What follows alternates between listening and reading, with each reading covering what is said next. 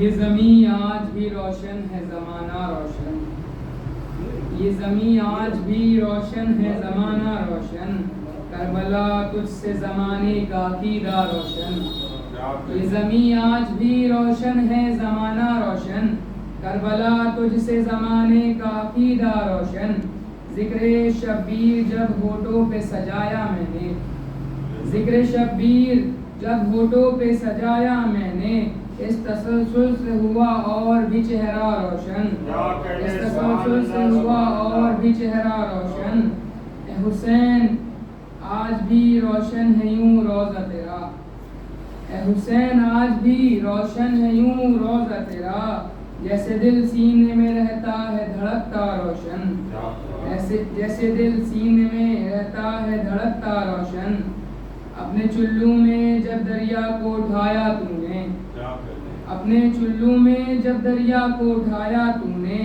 پانی جب پھینکا ہے تو نے ہوا دریا روشن، پانی جب پھینکا ہے تو نے ہوا دریا روشن، گھر میں جب پرچم عباس سجایا میں نے، گھر میں جب پرچم عباس سجایا میں نے، مشق باندھی تو ہوا اور فریرہ روشن، مشق باندھی تو ہوا اور فریرہ روشن، بلا کی جنگ لڑی یون محمد نے میرے، بلا کی جنگ لڑی یون محمد نے میرے، کر دیا نیم جو سے دیکھ لو میدان روشن، کر دیا نیم جو سے دیکھ لو میدان روشن، ہم علم تازیہ لے کر سے ہیں میں سلوات،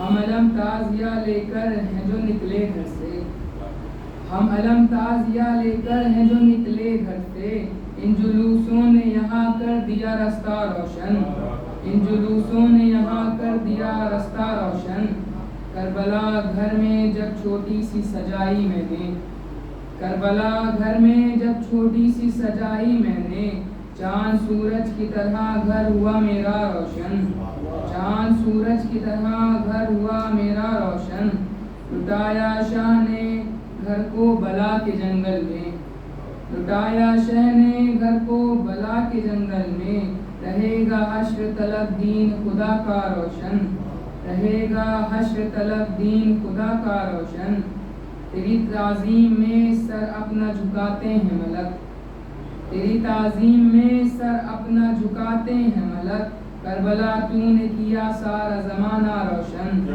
کربلا تو نے کیا سارا زمانہ روشن، دشمن فاطمہ زہرا تیری خلقت کے لیے، دشمن فاطمہ زہرا تیری خلقت کے لیے، ہم نے ہر دور میں رکھا ہے تبرہ روشن، ہم نے ہر دور میں رکھا ہے تبرہ روشن، بس قلم کوثر کا الفاظ تو سب تیرے ہیں، بس قلم کوثر کا الفاظ تو سب تیرے ہیں، کر رہا شکر جو الفاظوں کو دیکھا روشن، کر رہا شکر جو الفاظوں کو دیکھا روشن، ایک نعرہ صلوات،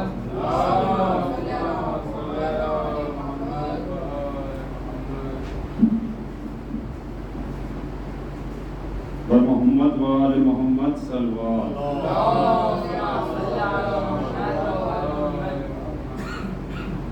صدائے آتی تھی زہرا کرن سے آئے حسین، صدائے آتی تھی زہرا کرن سے آئے حسین، پڑے ہیں خاک پہ مقتل میں سر کٹائے حسین، صدائے فرس سے گر کے کیا سجدہ خدا کریم،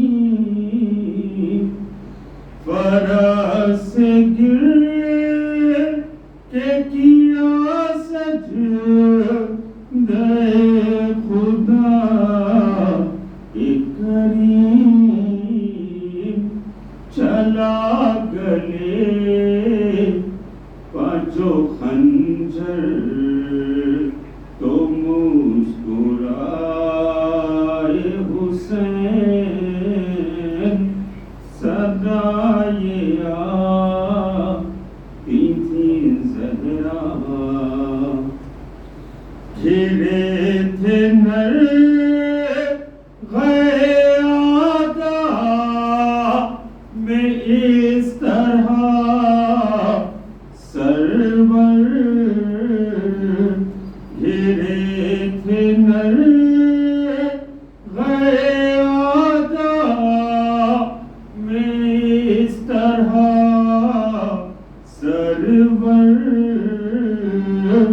تلاش کرتی ہے زینب نظر نہ آئے حسین صدائے پڑا ہے خاک پہ زہرا کہ قلب کا ٹکڑا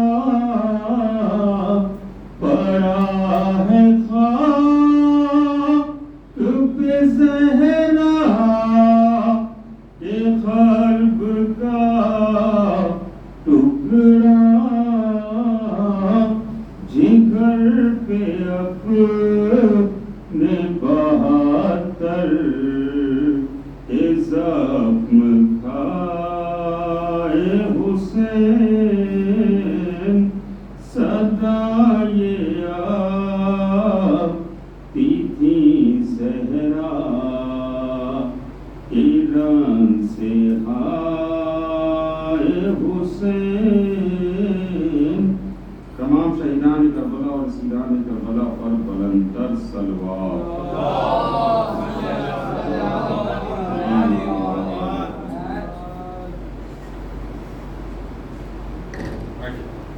اللہم صلی علی محمد و آل محمد. برائے شہزادی کونین بلند تر صلوات اللہم صلی علی محمد و آل محمد.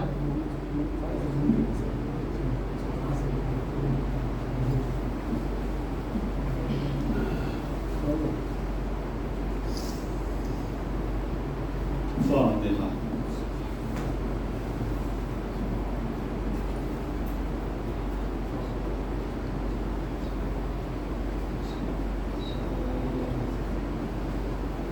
اللہم صلی علی محمد و آل محمد. لا حول ولا قوة إلا بالله العلي العظيم. أعوذ بالله من الشيطان اللعين الرجيم. بسم الله الرحمن الرحيم. الحمد لله رب العالمين والصلاة والسلام والتحية والإكرام سيدنا ومولانا وشفيع قلوبنا وطبيب نفوسنا بالقاسم محمد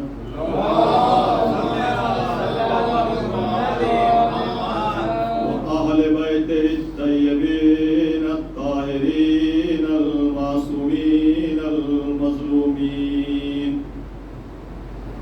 أما بعد فقد قال الله تبارك وتعالى في القرآن المجيد وأصدق الصادقين وقوله الحق. بسم الله الرحمن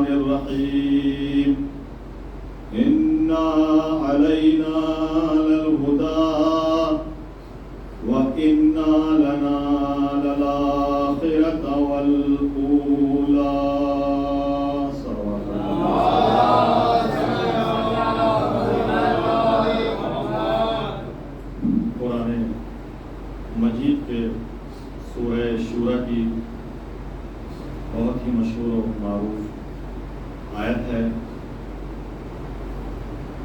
کہ جس میں پروردگار عالم ارشاد فرما رہا ہے اِنَّا عَلَيْنَا لَلْهُدَىٰ وَإِنَّ لَنَا لَلْآخِرَةَ وَالْأُولَىٰ، کہ بے شک ہدایت کی ذمہ داری ہمارے اوپر ہے اور دنیا و آخرت کا اختیار ہمارے ہاتھوں میں ہے.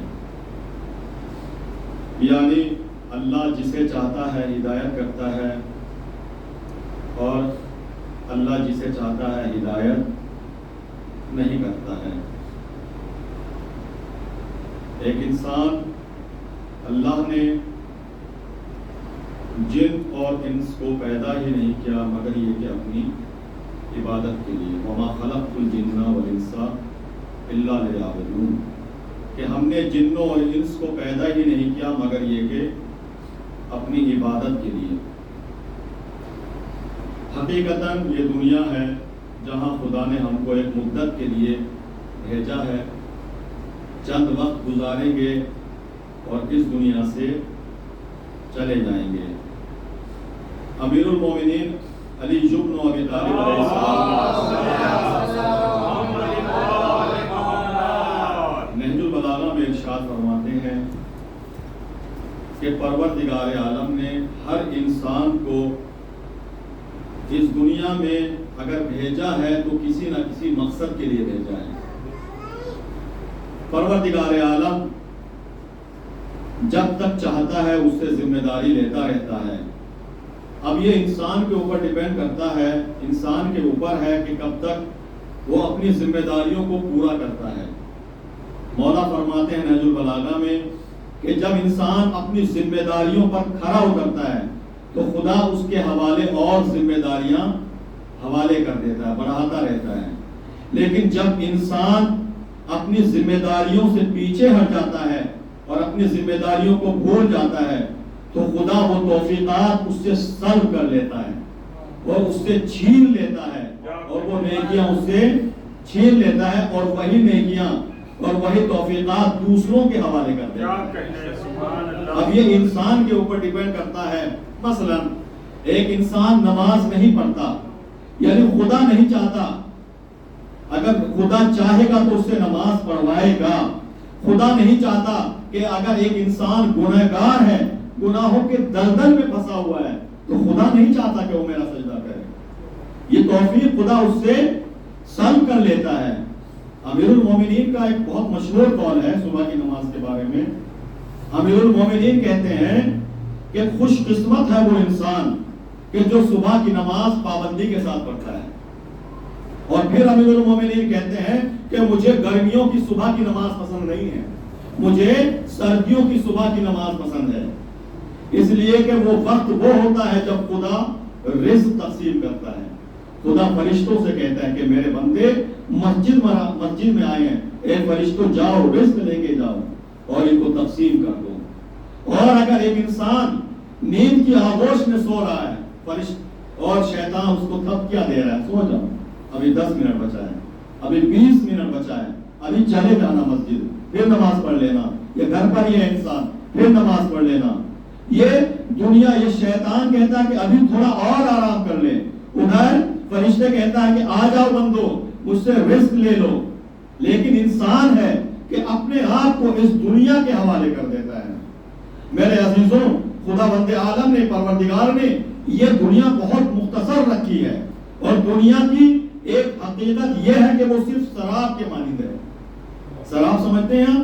یعنی اگر آپ ایک ریگستان میں جائیں گے اور اگر آپ بالو کو دیکھیں گے، آپ کو دور سے دیکھا گا کہ وہاں پر پانی موجود ہے، لیکن جب آپ اس کے نزدیک جائیں گے تو آپ کو پانی نہیں ملے گا، چمکتا ہوا بالو نظر آئے گا. امیر المومنین نے کہا کہ یہ دنیا صرف اور صرف اسی کے لائق ہے. جناب عیسیٰ علیہ السلام ایک راستے سے جا رہے ہیں، ایک جنگل میں جا رہے ہیں، ایک راستے سے جا رہے ہیں. جب جا رہے ہیں تو ایک صاحب ملے، کہا اے نبی خدا آپ کہاں جا رہے ہیں؟ کہا فلاں مقام پر جا رہا ہوں، کچھ کام ہے، کیا میں بھی آپ کے ساتھ چل سکتا ہوں؟ کہا کیوں نہیں، بے شک، آئیے میرے ساتھ چلیے. ایک صاحب سے وہ بھی ساتھ میں ہو گئے. جب آگے کچھ راستہ اور طے کرا، دنیا کی حقیقت سمجھیے، کہ خدا نے دنیا کو کتنا حقیر بنایا ہے. امیر المومنین نے کیا فرمایا؟ امیر المومنین سے سوال کیا ابن عبداللہ نے، ابن عباس نے کہا مولا اس دنیا کی حقیقت کیا ہے؟ تو مولا نے فرمایا یہ دنیا میرے جوتوں سے بدتر ہے. کہا یہ جوتے میرے ساتھ دے سکتے ہیں لیکن یہ دنیا کبھی میرا ساتھ نہیں دے گی. تو جناب عیسیٰ چلے راستے میں ایک شخص ساتھ میں ہو لیا. جب آگے بڑھے تو ایک دوسرا شخص ملا. اے نبی خدا کہاں جا رہے ہیں؟ کہا فلاں مقام پر فلاں جگہ جا رہا ہوں. کیا میں بھی آپ کے ساتھ چل سکتا ہوں تاکہ کچھ اچھی باتیں ہو جائیں؟ کہاں آ جاؤ. جب آگے کچھ بڑھے تو پھر ایک صاحب ملے. کہا اے نبی خدا کہاں جا رہے ہیں؟ کہا فلاں مقام پر جا رہے ہیں، فلاں جگہ پر جا رہے ہیں. کیا میں بھی آپ کے ساتھ چل سکتا ہوں؟ کہاں آ جاؤ. اب یہ تینوں جناب عیسیٰ علیہ السلام کے ساتھ آگے آگے جناب عیسیٰ پیچھے پیچھے یہ تینوں. جب گئے تو دیکھا کہ سامنے ایک پہاڑ کے بغل میں، ایک پہاڑ سے نیچے دیکھا کہ ایک اینٹا پڑا ہوا ہے سونے کا. ایک سونے کی اینٹ پڑی ہوئی ہے. اب ان تینوں کے دل میں لالچ آ گیا. تینوں کے دل میں ایک لالچ آ گیا. ابھی کچھ دور چلے تھے تو پہلے والے نے کہا اے نبی خدا مجھے کچھ کام آ گیا ہے لہذا میں جانا چاہتا ہوں. نبی خدا کا ساتھ چھوڑ دیا. کہا سوچا کہ اگر یہ دونوں بھی میرے ساتھ چلے تو یہ سونے کی اینٹ پر قبضہ کر لیں گے. لہذا وہ پہلے ہی چلا گیا، اینٹ پر قبضہ کر لیا. اب جب آگے کچھ بڑھے تو دیکھا کہ دوسرا شخص ملا، دوسرا یہی آدمی. اس نے کہا اے نبی خدا ہمارا اور آپ کا ساتھ بس اتنا ہی ہے، مجھے بھی کچھ کام آ گیا ہے. اب یہ بھی ساتھ وہاں پر. اب یہ بھی دیکھا کہ پہلا شخص بیٹھا اور اینٹ پر قبضہ کر کے یہ دوسرا بھی بیٹھ گیا. کہا ٹھیک ہے چلو آدھا آدھا تقسیم کر لیں گے. دنیا کی حقیقت کو سمجھیے. کہا دونوں اس کو تقسیم کر لیں گے. اب ان کو معلوم ہو گیا کہ ہم دونوں تو آ گئے ہیں. اب جو تیسرا جو نبی خدا جناب عیسیٰ کے ساتھ ہے وہ بھی آئے گا اور کہے گا کہ میرا بھی حصہ مجھے دو. اب جب جناب عیسیٰ جا رہے ہیں تیسرا بھی جا رہا ہے. کہا اے نبی خدا میرا اور آپ کا ساتھ بس اتنا ہی ہے، بس میں آپ سے علیحدہ میں آپ کو چھوڑنا چاہتا ہوں. جناب عیسیٰ نے کہا جاؤ خدا حافظ. اب یہ تیسرا شخص چلا. اب جو پہلے سے موجود تھے انہوں نے آپس میں طے کر لیا کہ جو تیسرا آئے گا ہم اس کو قتل کر دیں گے اور یہ سونے کی اینٹ ہماری اور تمہاری ہو جائے گی. اب وہ جب تیسرا آیا تو انہوں نے اس کو پکڑا اور اس کو ذبح کر دیا، قتل کر دیا، مار دیا. اب یہ دونوں بیٹھے ہوئے ان کے اوپر قبضہ کر کے جناب عیسیٰ اپنی منزل کی طرف گامزن ہے، جا رہی ہیں. اب یہ دونوں ان کے اوپر قبضہ کر کے بیٹھے ہوئے ہیں. اس کے بعد اب ان کو بھوک اور پیاس لگی. اب سوچ رہے ہیں کہ اگر میں چلا گیا تو کہیں ایسا نہ ہو کہ یہ سونے کی اینٹ لے کے بھاگ جائے. دوسرے نے کہا کہ اگر میں چلا گیا تو یہ سونے کی اینٹ لے کے بھاگ جائے گا. لہٰذا دونوں نے یہ طے کیا کہ ایسا ہے دونوں یہ اینٹ یہیں رکھی رہے گی. ایسا ہے کہ میں کچھ کھانے کا انتظام کرتا ہوں اور تم پانی کا انتظام کرو. اب ایک دائیں طرف گیا ایک بائیں طرف گیا. جب جو کھانا لینے گیا تھا اس نے کہا کہ اگر میں کھانے میں زہر ملا دوں تو یہ اینٹ میری ہو جائے گی. اس نے کہا کہ اگر پانی میں زہر ملا دوں تو یہ اینٹ میری ہو جائے گی. اب یہ جو کھانا لینے گیا تھا اس نے کھانے میں زہر ملا دیا اور جو پانی لینے گیا تھا اس نے پانی میں زہر ملا دیا. اب ایک دوسرے کے پاس آئے کہا بھائی وہ پانی پی لو. اس نے کہا تم کھانا کھا لو. ایک نے پانی پیا ایک نے ایک دودھ توڑا. دونوں ڈھیر ہو گئے، دونوں کا وہیں پر مر گئے. جب جناب عیسیٰ علیہ السلام واپسی پہ آئے تو دیکھا پروردگار یہ تینوں جب میرے ساتھ گئے تھے تو زندہ و سلامت تھے، لیکن دنیا کی لالچ نے ان کو اتنا اندھا کر دیا کہ یہ تینوں کے تینوں ایک دوسرے کے لیے موت کی آغوش میں چلے گئے. امیر المومنین علی بن ابی طالب علیہ السلام نے نہج البلاغہ میں ارشاد فرمایا آگاہ ہو جاؤ اے دنیا والو، صرف دنیا کی حقیقت اتنی ہے کہ جتنی تمہیں ضرورت ہے اگر تم نے ضرورت سے زیادہ لیا تو تم جہنم میں جگہ بنا لو گے. ایک سلوات پڑھیے محمد والے محمد. تو دنیا کی حقیقت یہ ہے میرے عزیزوں، لالچ کتنی بری بلا تھی. ایک اینٹ آدمی تین، لیکن ایک بھی دنیا کو حاصل نہیں کر سکا. میرے عزیزوں دنیا کی حقیقت یقیناً میں اپنے بچوں سے کہوں گا، بزرگوں سے نہیں، کہ جہاں ہم کو قرآن کی تلاوت کرنا چاہیے. اور یقیناً شب عاشور امام نے اور امام کے 72 صحابیوں نے نماز اور قرآن کی تلاوت میں وقت کو صرف کیا. امام اور امام کے جتنے صحابی تھے سارے کے سارے خیمے میں موجود تھے. ساری رات کوئی رکوع میں سبحان ربی العظیم و بحمدہ، کوئی سجدے میں سبحان ربی الاعلی، کوئی قرآن کی تلاوت کر رہا ہے پروردگار، اور ایک ہی دعا کر رہے ہیں پروردگار کہیں ایسا نہ ہو کہ اس دنیا کی لالچ میں ہم حسین کو چھوڑ کر چلے جائیں. لہذا میں اپنے بزرگوں سے بھی اور اپنے چھوٹے بھائیوں سے کہوں گا کہ یقیناً اور ان کے والدین سے کہوں گا کہ جہاں اپنے بچوں کو دنیا کی تعلیم دے رہے ہیں، انگلش میڈیم میں پڑھا رہے ہیں، اپنے بچوں کو قرآن کی تعلیم بھی دیجیے. اسکول بچوں کو تعظیم اور تقریم نہیں سکھائے گا، لیکن قرآن اور اہل بیت کی درسگاہ آپ کے بچوں کو دین اور آداب تعلیمات سکھائے گا. لہذا اپنے بچوں کو میرے عزیزوں جہاں میں قرآن کی تعلیم حاصل کرنا چاہیے، وہیں نہج البلاغہ قرآن کے بعد جو سب سے معتبر کتاب ہے ہمارے یہاں نہج البلاغہ ہے.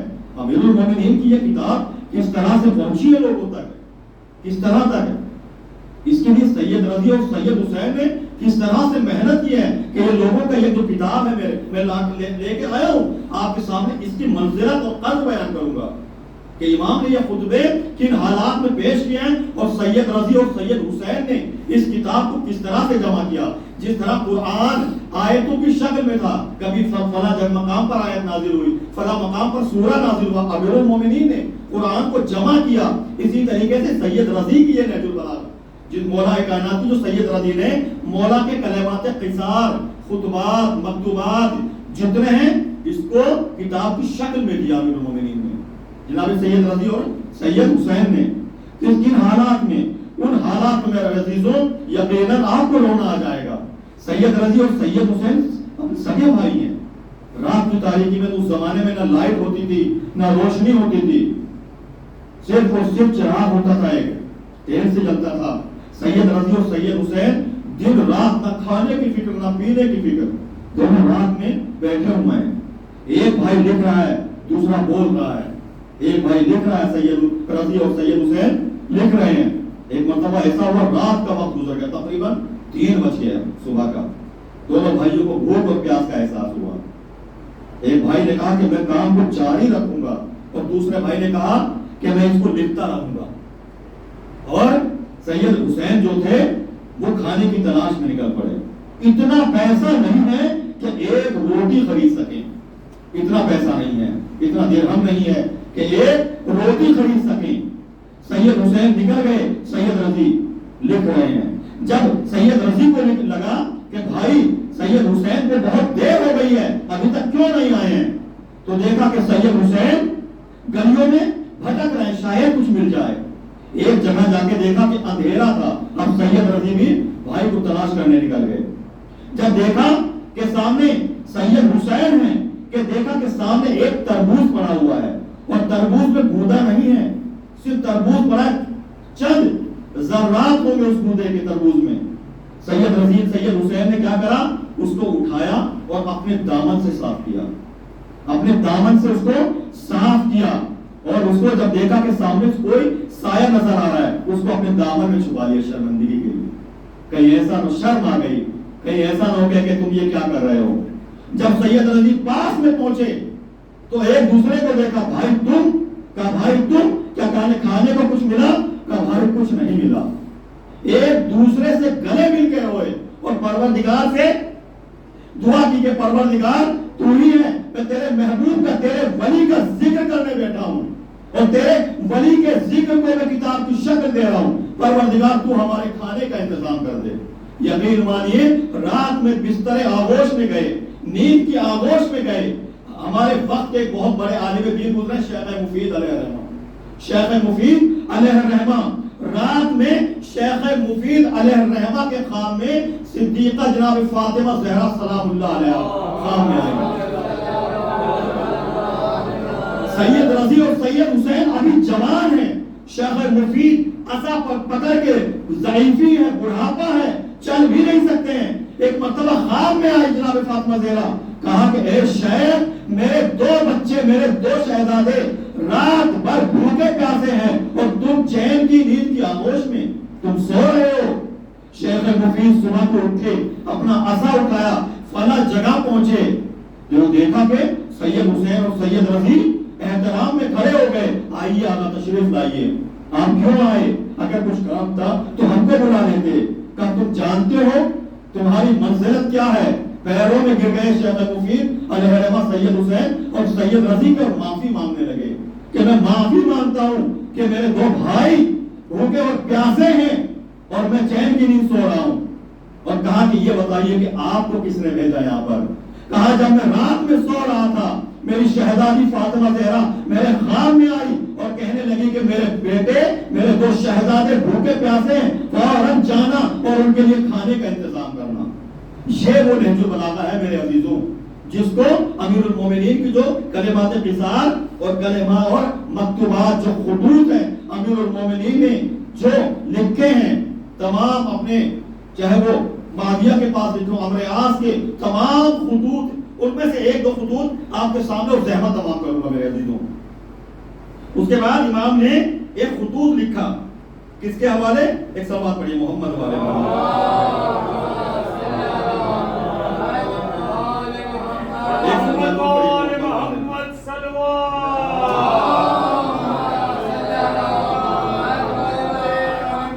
جب جنگ صفین میں میرے عزیزوں، جنگ صفین میں 50 منٹ زحمت دوں گا پھر آپ کو زحمت تمام کروں گا. جنگ صفین میں جب مالک اشتر، جب عمرو عاص، جب معاویہ کی قوم، معاویہ کا لشکر ہارنے کے کگار پر تھا، اس وقت عمرو عاص نے جو بہت نہایت چالاک اور مکار شخص تھا، اس نے کہا کہ اب تو ہم قتل کر دیے جائیں گے.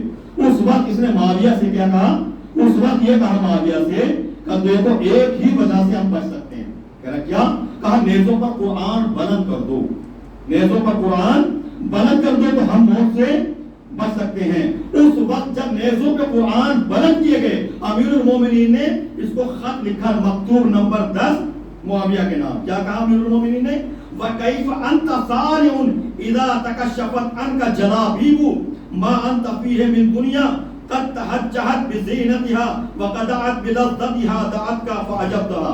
اے معاویہ اس وقت کیا کرو گے جب اس دنیا کے یہ سارے لباس تم سے اتر جائیں گے، جس کی زینت سے تم نے اپنے آپ کو سجا رکھا ہے. یعنی امیر المومنین نے دنیا کی حقیقت بتائی. اے معاویہ یہ وہ دنیا ہے کہ اس وقت کیا کرو گے جب دنیا کے یہ سارے لباس تم سے اتر جائیں گے، جس کی زینت سے تم نے اپنے آپ کو سجا رکھا ہے اور جس کی لذت نے تم کو دھوکے میں ڈال دیا ہے.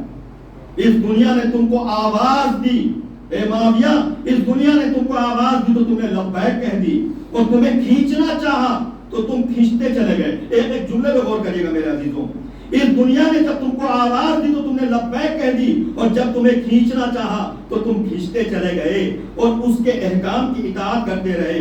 قریب ہے کہ کوئی بتانے والا تمہیں ان چیزوں سے آگاہ کرے جن سے کوئی سپر بچانے والے نہیں ہے. لہذا وقت ہے کہ اس دعوے سے، ان حرکتوں سے باز آ جاؤ، اور جو تم نے قرآن کو نیزوں پر بلند کر رکھا ہے، حساب و کتاب کا سامان تیار کر لو. آنے والی مصیبتوں کے لیے کمر بستہ ہو جاؤ اور گمراہوں کو اپنی سماعت پر حاوی نہ ہونے دو. اور ایسا نہ کیا تو تم ان چیزوں سے باخبر کروں گا کہ جن سے تم غافل ہو. تم عیش و عشرت کے دل دادے ہو، شیطان نے تمہیں اپنی گرفت میں لے لیا ہے اور تم نے اپنی امیدوں کو حاصل کر لیا ہے، اور تمہارے رنگ و پے میں روح اور خون کی سرایت کر گئی ہے. اے معاویہ آخر تم لوگ رعایا کی لوگوں کی نگرانی کے لیے قابل اور امت کے مسائل کے والی تھے، جبکہ تمہارے پاس نہ کوئی سابقہ اشرف ہے اور نہ کوئی بلند و بالا عزت. ہم اللہ سے تمام دیرینہ بدبختیوں سے پناہ مانگتے ہیں اور تمہیں باخبر کرتے ہیں، خبردار امیدوں کے دھوکے میں نہ آ جانا، ورنہ یہ دنیا تمہیں گمراہی میں مبتلا کر دے گی. اور اے معاویہ جب تم نے قرآن کو نیزوں پر بلند کیا ہے، تم نے مجھے جنگ کی دعوت دی ہے، تو بہتر یہ ہے کہ لوگوں کو الگ کر دو اور بذات خود میدان جنگ میں آؤ. بذات خود میدان جنگ میں آؤ، فریقین کو جنگ سے معاف کرو، ان کو الگ کرو اور تم براہ راست مقابلہ کرو، تاکہ دنیا کو معلوم ہو جائے کہ کس کی آنکھوں پر پردے پڑے ہوئے ہیں اور کس کی آنکھیں کھلی ہوئی ہیں. میں وہی ابو الحسن ہوں، وہ میں وہی علی ہوں جس نے روز بدر تمہارے نانا عتبہ بن ربیع، ماموں ولید بن عتبہ اور بھائی حنظلہ کا سر توڑ کر خاتمہ کیا ہے۔ اور پھر امیر المومنین کیا کہتے ہیں؟ اے معاویہ، ابھی وہ تلوار میرے پاس ہے اور میں اسی ہمت قلب کے ساتھ دشمن کا مقابلہ کروں گا۔ میں نے نہ دین کو تبدیل کیا ہے اور نہ کوئی نئی دنیا بنائی ہے، میں اسی راستے پر چل رہا ہوں جسے تم نے آخر اختیاری حدود تک چھوڑ رکھا تھا اور پھر مجبوراً داخل ہو گئے تھے۔ تمہارا خیال یہ ہے کہ میں نے خون عثمان کیا ہے؟ تم یہ کہتے ہو کہ میں نے عثمان کا خون بہایا ہے، جبکہ میں وہ علی ہوں۔ جب عثمان کو ادمرا کر دیا تھا تو میں نے اپنے بیٹے حسن و حسین کو کہا تھا جاؤ اپنے چچا کو پانی پلاؤ۔ اللہ اکبر۔ امام علی نے کہا تھا جب عثمان کو ایک چوراہے پہ زخمی کر دیا تھا، ان قریب موت آنے والی تھی، امام علی نے کیا کہا تھا؟ امام علی نے کہا تھا اے حسن و حسین، اے میرے دونوں فرزند، جاؤ چچا کو پانی پلا کے آؤ۔ اللہ اکبر۔ اتنی عزت دی، حالانکہ امیر المومنین کو پتا تھا کہ عثمان نے دین اسلام کو اتنا نقصان پہنچایا ہے اور وہ گورنر جو کسی لائق نہیں تھے ان کو گورنر بنایا۔ امیر المومنین نے خطبہ دیا عثمان خونے نہ، عثمان جو ہے حق پر نہیں ہے، لیکن اگر کوئی دشمن ہی کیوں نہ ہو، اگر کوئی ظالم ہی کیوں نہ ہو، اگر وہ پیاسا ہے تو ہم اہل بیت سب سے آگے بڑھتے ہیں۔ اس کے بعد امیر المومنین کیا کہتے ہیں؟ تمہارا خیال ہے کہ میں نے خون عثمان بہایا ہے تو تمہیں معلوم ہے کہ اس خون کی جگہ، وہ خون کی جگہ کہاں ہے؟ اگر واقعی مطالبہ کرنا ہے تو وہی جا کر کرو۔ مجھے تو یہ منظر نظر آ رہا ہے کہ جب جنگ تمہیں دانتوں سے کاٹ رہی ہے اور تم اس طرح فریاد کر رہے ہو جس طرح اونٹ سامان کی گرانی سے بلبلانے لگتے ہیں۔ ایک ہی جملے پہ غور کریے گا۔ اور تمہاری جماعت مسلسل تلوار کی ضرب اور موت کی گرم بازاری اور کشتوں کے پشتے لگ جانے کی بنا پر مجھے کتاب خدا کی طرف دعوت دے رہی ہے، جبکہ خود اس کتاب کی دیدہ و دانستہ منکر ہے یا بیعت کرنے کے بعد بیعت شکنی کرنے والی ہے۔ اس کے بعد امیر المومنین نے جب مالک اشتر خیمہ معاویہ تک پہنچ گئے اور وہاں پر پہنچ گئے اور چاہتے ہیں کہ معاویہ کا سر جدا تن سے جدا کر دیں، امیر المومنین کو خارجیوں نے گھیر لیا اور کہا اے علی، اگر تم نے مالک اشتر کو ابھی واپس نہیں بلایا تو ہم تم کو قتل کر دیں گے۔ یہ خارجی کون تھے؟ امام کی قوم والے تھے، جس میں سب سے بڑا آگے کون تھے جناب؟ کون تھے؟ اشعث، جندہ کے جودہ کے باپ، جودہ بنت اشعث، اشعث اس کو نام کہتے ہیں، اشعث کندھی بھی ایک نام ملتا ہے، جودہ کے باپ، یعنی امام حسن علیہ السلام کے فادر اللہ، جس نے امام حسن کو شہید کروایا۔ اس وقت اس نے تلوار اٹھائی اور علی کے گلے پر رکھ دی اور ایک جملہ کہا کہ تم نے کیا نہیں دیکھا ہے کہ معاویہ نے اور عمرو عاص نے اور ان کی قوم والوں نے قرآن کو نیزوں پر بلند کر دیا ہے، کیا تم قرآن کے ساتھ جنگ کرو گے؟ امیر المومنین نے کہا ابھی بھی آگاہ ہو جاؤ، یہ دنیا تمہیں دھوکے میں ڈال رہی ہے، یہ عمرو عاص اور معاویہ کی فریب ہے، یہ مکاری ہے جو قرآن کو نیزے پر بلند کر رہے ہیں، حالانکہ وہ قرآن نہیں ہے، وہ خالی اخبار اور پیپر اور کاغذ کی شکل میں ہے۔ اس کے بعد جب مالک اشتر معاویہ کے خیمے تک پہنچ گئے اور چاہا کہ تن سے سر کو اڑا دیں، اس وقت جب یہ مولا کے ساتھ ان لوگوں نے حرکت کی، امیر المومنین نے عمار یاسر سے کہا اے عمار، جاؤ مالک اشتر کو بلا لاؤ اور اتنا کہہ دینا کہ تمہارے آقا علی بن ابی طالب کی گردن تلوار پر رکھی ہوئی ہے، اگر تم نہیں آئے تو تم علی کا مرا ہوا منہ دیکھو گے۔ جیسے ہی مالک اشتر نے یہ دیکھا، اس وقت مالک اشتر جو اپنے جنگ اور شباب پر تھے، شباب اس وقت چاہتے تھے کہ معاویہ کو اکھاڑ دیں، معاویہ کی قوم کو پست کر دیں۔ اس وقت جیسے ہی یہ سنا، ایک مرتبہ ایک تیر چلا معاویہ کی طرف اور مالک اشتر کے بازو میں پیوست ہو گیا۔ مالک مولا کی خدمت میں آگے، جی مولا بتائیے کیوں بلایا؟ مولا اتنی مہلت دے دیتے کہ معاویہ اور عمرو عاص کا سر اڑا دیتا، کہا تم علی کو زندہ نہیں دیکھنا چاہتے تھے؟ یہ وہی مالک اشتر ہیں جس پہ کیا کہا تھا امیر المومنین نے جنگ صفین میں، کاش مجھے مالک اشتر جیسے افراد 100 افراد مل جاتے تو میں جنگ کا نقشہ ہی بدل دیتا۔ اس وقت امیر المومنین جیسے ہی مالک اشتر آئے، مالک اشتر کے بازو میں تیر پیوست ہے، مولا نے تیر کو توڑا، تیر کو نکالا، مرہم پٹی کری، اے مالک ابھی وقت نہیں ہوا ہے۔ یہ دنیا ہے میرے عزیزوں، امیر المومنین۔ اور جب مولا کائنات جنگ صفین میں امیر المومنین نے ایک خط جب لکھا تھا معاویہ کو تو اس میں ایک جملہ کہا تھا میرے عزیزوں، اے معاویہ یہ بتاؤ کہ تم مجھے کیوں قتل کرنا چاہتے ہو؟ تو معاویہ نے کیا کہا تھا کہ تم نے میرے آباء و اجداد کی گردنیں اڑائی ہیں۔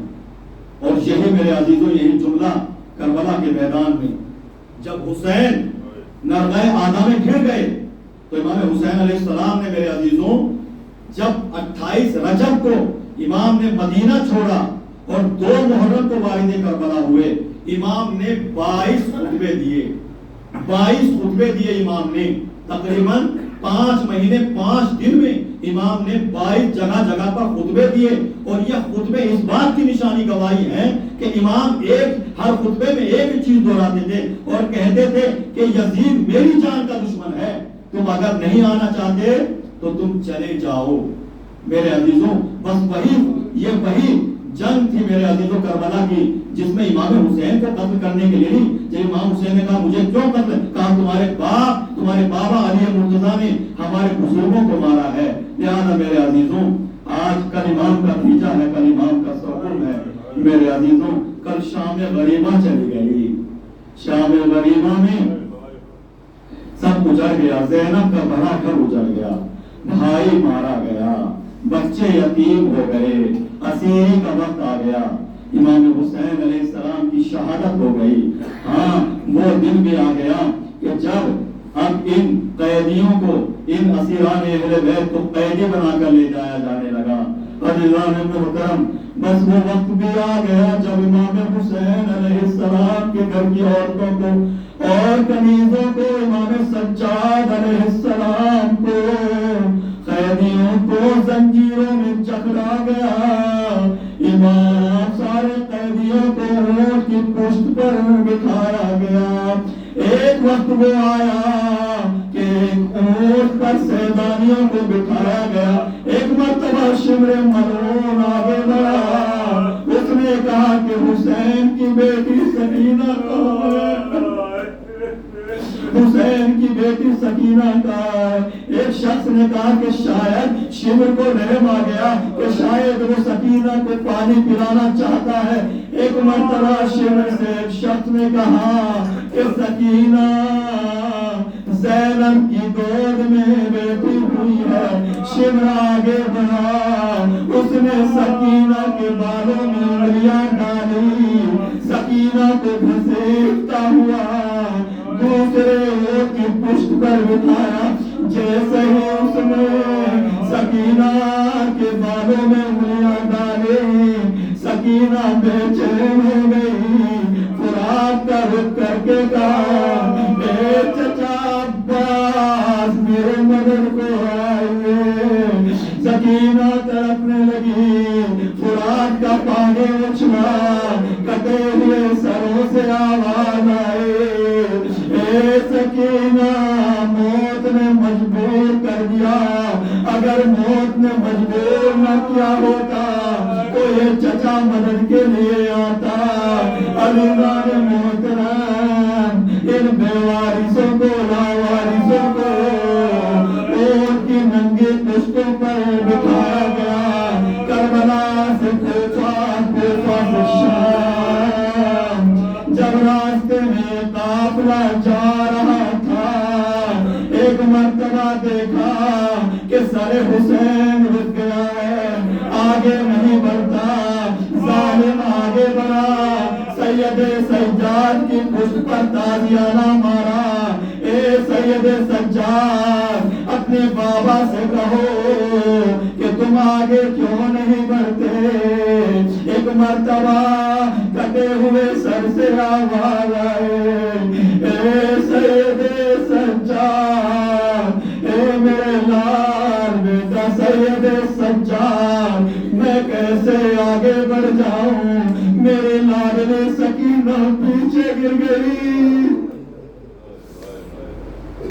ایک مرتبہ سید سجاد نتاحت سے گھوڑے سے اترے، زینب بے اتر گئی، سید سجاد ہاتھوں میں ہتھکڑیاں، کمر میں لنگر، ہاتھوں میں زنجیریں، ایک مرتبہ سید سجاد سے چلا نہ گیا، زینب گئی ایک جگہ ایک مقام پر، کیا دیکھا، ایک برقع پیش بی بی بیٹھی ہوئی ہے، سکینہ اس کی آغوش میں آئی، ایک مرتبہ زینب اس برقع پوش بی بی کے پاس پہنچی، اے برقع پوش بی بی، کربلا سے جب ہم چلے ہمارے اوپر کے کسی نے رحم نہیں کیا، تم کون ہو جو سکینہ پر رحم کر رہے ہو؟ ایک مرتبہ برقع پوش بی بی نے اپنے نقاب کو پلٹا، اے زینب تم نے مجھے نہیں پہچانا، میں تمہاری ماں زینب امت بن گئی، اے اماں میرا ماں جایا، کربلا میں 3 دن کا بھوکا پیاسا شہید کر دیا گیا، اے اماں میرے بھائی عباس کے بازو کٹ گئے، اے اماں میرے علی اکبر کے سینے میں برچھی لگی، اس کے بعد زینب نے سکینہ کو آغوش میں لیا اور اونٹ پر سوار کیا، اس کے بعد جب یہ ہجرا ہوا قافلہ کوفہ کے پاس پہنچا، ایک مرتبہ سکینہ نے آواز دی، اے میرے بھیا سجاد میرے پاس آئیے، سید سجاد نے سکینہ کو آغوش میں لیا، اے سکینہ نے کہا، اے بھیا سید سجاد بھوک مار رہی ہے، پیاس مارے ڈال رہی ہے، اگر تھوڑا پانی مل جاتا تو مجھے سکون مل جاتا۔ ایک مرتبہ سکینہ کے دماغ میں ایک سوال آیا، اے عابد بیمار، اے میرے بھیا سید سجاد، میرے عزیزوں میرے زحمت تمام کی، خدا آپ کو کوئی غم نہ دے، یہ غم سید الشہداء کے۔ ایک مرتبہ سکینہ نے آواز دی اور کہا، اے بھیا سید سجاد ذرا اتنا بتا دو کہ پیاس کی کیفیت کیا ہوتی ہے، پیاس کتنی طرح کی ہوتی ہے۔ سید سجاد نے کہا، اے بہن سکینہ جب انسان کو پیاس لگتی ہے تو اس کے ہونٹوں پر پپڑیاں آ جاتی ہے۔ سکینہ نے کہا، اے سید سجاد اگر اس سے زیادہ پیاس لگے تو کیا ہوتا ہے؟ اے سکینہ اس کے بعد ہر کچھ گلا خشک ہو جاتا ہے۔ کہا سید سجاد، اے میرے بھیا سید سجاد پیاس کی آخری منزل کیا ہوتی ہے؟ سید سجاد طرف گئے اور ایک جملہ کہا، اے بہن سکینہ پیاس کی آخری کیفیت یہ ہوتی ہے کہ جب انسان کو سب سے زیادہ پیاس لگتی ہے تو اس کی بدن کی ہڈیاں چرمرانے لگتی ہے۔ ایک مرتبہ سکینہ نے کہا، اے سید سجاد، اے میرے بھائی، اے عابد بیمار، میری بدن کی ہڈیاں ٹوٹ گئی، سکینہ سے اب برداشت نہیں ہوتا۔ سکینہ سید سجاد کی آغوش میں گر گئی، سکینہ بے ہوش ہو گئی۔ سید سجاد نے فرات کا رخ کیا، اے چچا عباس مدد کو آئیے، اے بابا میری بہن تڑپ تڑپ کے مر رہی ہے، اے میرے پروردگار میری تمام قربانیوں کو قبول فرما۔ سید سجاد گریہ کرنے لگے، اے سکینہ